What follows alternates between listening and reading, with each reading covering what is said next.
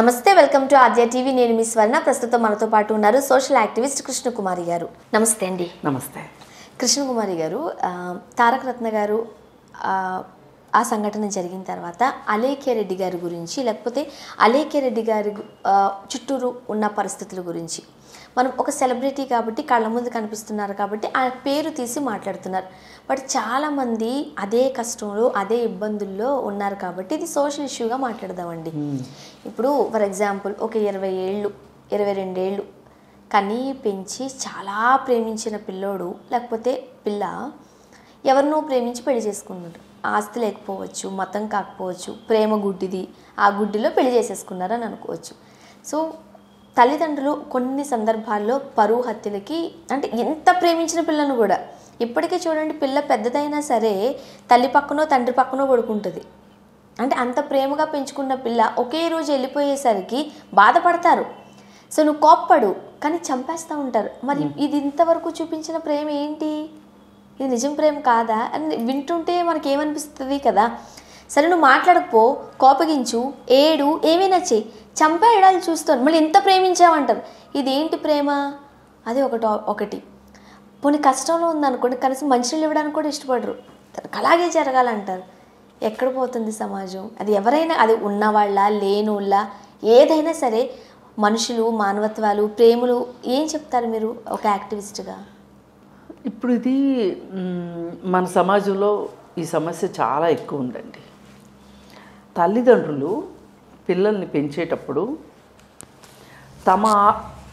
తమ బాధ్యతగా అనుకోవడం కంటే తమ ఆకాంక్షలకి అద్దం పట్టే విధంగా ఈ పిల్లలు తయారవ్వాలి అని కోరుకుంటారు తల్లిదండ్రులు. బాధ్యత అంటే ఏంటి? ఇప్పుడు పిల్లల్ని ప్రపంచంలోకి ఎవరు తీసుకొస్తారు? తల్లిదండ్రులే తీసుకొస్తారు. పిల్లలు ఏమన్నా అడుగుతారా వాళ్ళని? వాళ్ళ ప్రేమకు చిహ్నాలు వీళ్ళు. ప్రేమకు చిహ్నాలో కామానికి చిహ్నాలో తర్వాత విషయం.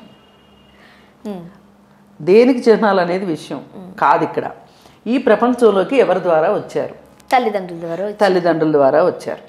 ఈ తల్లిదండ్రుల ద్వారా వచ్చిన వాళ్ళని ఎంతో కొంత తాత్వికత అనేది గనక లేకపోతే తల్లిదండ్రులు వాళ్ళు తమ వస్తువులుగా చూస్తారు వాళ్ళని. అందుకే ఖలీల్ జిబ్రాన్ అని ఒక ఆయన పెద్ద తత్వవేత్త, ఆయన ఒక మాట చెప్తారు పిల్లల గురించి. పిల్లలు నీ వాళ్లే కావచ్చు, నీలో నుంచి వచ్చిన వాళ్లే కావచ్చు, కానీ నీ వాళ్ళు కాదు. అర్థమైందిగా మీకు? నీ నుంచే వచ్చారని వాళ్ళ మీద నువ్వు పెత్తనం చేయకు. వాళ్ళు నీ నుంచే వచ్చారు కానీ నీ వాళ్ళు కాదు అని ఖండితంగా చెప్తారు ఆయన. మాట చిన్నదే, అర్థం చాలా ఉంది. ఇది సమాజం అభివృద్ధి చెందిన కొద్దీ ఆయన ఒక 150-200 సంవత్సరాల క్రితం చెప్పిన మాట ఇది. ఈ 200 సంవత్సరాల్లో చాలా దేశాలు సామాజికంగా అభివృద్ధి చెందిన బాటలో ఉండి దాన్ని ఎంతో కొంత పాటిస్తాయి. దీన్ని పిల్లలు నీ నుంచి వచ్చారు కానీ నీ వాళ్ళు కాదు అనేదాన్ని పాటిస్తాయి. కానీ మన దేశమే కాదు, చాలా దేశాల్లో, కొన్ని దేశాల్లో దీన్ని ఒప్పుకోవడానికి ఇష్టపడని తల్లిదండ్రులే 80% ఉన్నారు. కారణం ఏంటి అంటే, నేను కన్నాను, నేను పెంచాను, నేను పోషించాను, నేను పెద్దవాళ్ళని చేశాను, నేను ప్రయోజకులను చేశాను. వాళ్ళ జీవితాంతం, అంటే నేను బతికున్నంత వరకు, వాళ్ళు బతుకున్నంత వరకు కాదు, నేను బతుకున్నంత వరకు వాళ్ళ జీవితం మీద నాకు సర్వ హక్కులు ఉన్నాయి అనుకునే మూర్ఖత్వం ఉన్న తల్లిదండ్రులు చాలామంది ఉన్నారు. ఇది ఖచ్చితంగా మూర్ఖత్వం. ఇక్కడ మనము అర్థం చేసుకోవాల్సింది ఏంటంటే, ఇప్పుడు సృష్టిలో ఏ జీవి కూడా మనిషి అంతా ఎక్కువ కాలం తల్లిదండ్రుల మీద ఆధారపడదు. ఏ జీవి మీరు చూడండి, ఏ జీవి, ఆఖరికి చిన్న కీటకం కావచ్చు, పెద్ద జిరాఫీ కావచ్చు, కానీ జీవి మాత్రమే, మనిషి నుంచి వచ్చిన మనిషి మాత్రమే ఎక్కువ కాలం తల్లిదండ్రుల అండదండలు కావాలనుకుంటాడు, ఎక్కువ ప్రేమ కావాలి అనుకుంటాడు, ఎక్కువ బాధ్యత, నా బాధ్యత నా తల్లిదండ్రులదే అని భావించే పిల్లలు ఉంటారు. ఈ మానవ జీవితంలోనే ఇది జరుగుతుంది. కానీ అది అభివృద్ధి చెంది కొన్ని దేశాల్లో పరిస్థితులు ఎలా ఉంటాయంటే 16 సంవత్సరాల తర్వాత వాళ్ళు ఏ మాత్రము తల్లిదండ్రులకి సంబంధించిన వాళ్ళు కాదు అన్నట్లుగా పెరుగుతారు. అంటే దీని అర్థం ఏంటి అంటే ఒక వయసు వచ్చే వరకు మాత్రమే తల్లిదండ్రుల అదుపాజ్ఞలు, తల్లిదండ్రుల సంరక్షణ, రక్షణ అవసరము అని వాళ్ళు నమ్ముతారు. ఆ తర్వాత వాళ్ళు స్వేచ్ఛాజీవులుగా ఉంటారు. దానికి మన వాళ్ళు ఏం చెప్తారంటే అలా కాదు, అది కరెక్ట్ కాదు, మన దేశంలో ఎక్కువ కాలం సంరక్షిస్తాము, ఎక్కువ కాలం అదుపాజ్ఞల్లో ఉంచుకుంటాం కాబట్టి ఇక్కడ మన దేశంలో పిల్లలు చాలా మంచిగా ఉన్నారు అనుకుంటారు. పిల్లలు ఎంత మంచిగా ఉన్నారు, ఎంత గొప్పవారుగా అవుతున్నారు అనే సంగతి అందరికీ తెలుసు. కాబట్టి వీటి మధ్యలో ఉన్న తేడాల్ని ఎంత త్వరగా తల్లిదండ్రులు అర్థం చేసుకుంటే అంత మంచిది. కొంతమంది చదువుకున్న వాళ్ళు కూడా దీన్ని అర్థం చేసుకోరు, ప్రపంచాన్ని చూసిన వాళ్ళు కూడా అర్థం చేసుకోరు. ఇప్పుడు విదేశాలు వెళ్ళి కూడా విదేశాల్లో అక్కడ సంస్కృతి సంస్కారాలు, అక్కడ నడవడిక అన్నీ చూసి కూడా ఏమనుకుంటారు, మన దేశం వేరు, మన సంస్కృతి వేరు, మన సంస్కారం వేరు అనుకుంటారు. కానీ మనిషి అనేవాళ్ళు ప్రపంచంలో ఎక్కడైనా ఒకటే. ఈ ప్రపంచం మొత్తం మీద బ్లడ్ గ్రూపులు ఎన్ని ఉన్నాయి? అన్ని బ్లడ్ గ్రూపులే ఉన్నాయి మన దేశంలో కూడా. ప్రపంచంలో ఎక్కడైనా 4 కాళ్ళ మనిషి అయితే లేడు కదా, 2 కాళ్ళ మనిషి, 2 చేతుల మనిషే ఉన్నారు. 2 కళ్ళు 2 చెవులు, ఇదే మానవ నిర్మాణమే ప్రపంచంలో ఎక్కడున్నా ఉంది. రంగులు తేడా ఉండొచ్చు, అది వేరే విషయం. కాబట్టి మనం ఇక్కడ తేల్చుకోవాల్సింది ఏంటంటే మనము మన పిల్లల మీద ఎంతవరకు మన ఆకాంక్షలు ఉండటం కరెక్టు అనేది తెలుసుకోవాలి ప్రతి తల్లిదండ్రులు. ఈ తెలుసుకున్నప్పుడు వాళ్ళకి ఇష్టమైంది చదువుకుంటానంటే చదువుకొనివ్వాలి, వాళ్ళకి ఇష్టమైన వృత్తిని చేపడతాను అంటే ఒప్పుకోగలగాలి, వాళ్ళకి ఇష్టమైన వాళ్ళని పెళ్లి చేసుకుంటాను అంటే ఒప్పుకోగలగాలి. అంటే పిల్లల ఆకాంక్షలకి తగ్గట్టుగా తల్లిదండ్రులు వాళ్ళ మనోభావాలను మార్చుకోవాల్సిన అవసరం ఉంది. అండ్ ఒకవేళ ఏదైనా అది తప్పు, ఒకవేళ ఫర్ ఎగ్జాంపుల్ పలానా అమ్మాయిని ప్రేమించాను లేకపోతే పలానా అబ్బాయిని ప్రేమించాను అన్నప్పుడు అబ్బాయి మంచోడు కాదు, లేకపోతే మనకొద్దు, కొంచెం ఎక్కువ తాగుతాడు, జాబ్ లేదు, తిరుగుతాడు, ఇవన్నీ వస్తాయి కదా నోటీసుల్లోకి. అలా ఉన్నప్పుడు కాదు అని చెప్పచ్చు తల్లిదండ్రులు. సో దాన్ని పిల్లలు కూడా అర్థం చేసుకోగలగాలేమో. సో ఈ మ్యూచువల్ అండర్స్టాండింగ్ అంటే ఒకటండి, ఇప్పుడు పిల్లలకి మంచి జీవితాన్ని మేము ఏర్పరుస్తున్నాము అని తల్లిదండ్రులు అనుకుంటారు, అంతవరకు తప్పు కూడా కాదు. కానీ మొత్తం జీవితానికి మనమే శాసనకర్తలు ఇప్పుడు ఇవాళ జీవితంలో స్థిరపడిన అబ్బాయి రేపు స్థిరపడవచ్చు.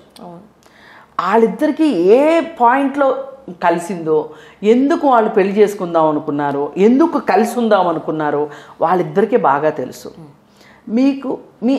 మీరు అసలు అబ్జర్వ్ చేయొద్దు, మీరు 18 ఏళ్ళు రాగానే ఆ అమ్మాయి ఏ పెళ్లి చేసేసుకున్నా వదిలేసేసేయండి అని కూడా మనం మూర్ఖంగా మాట్లాడం.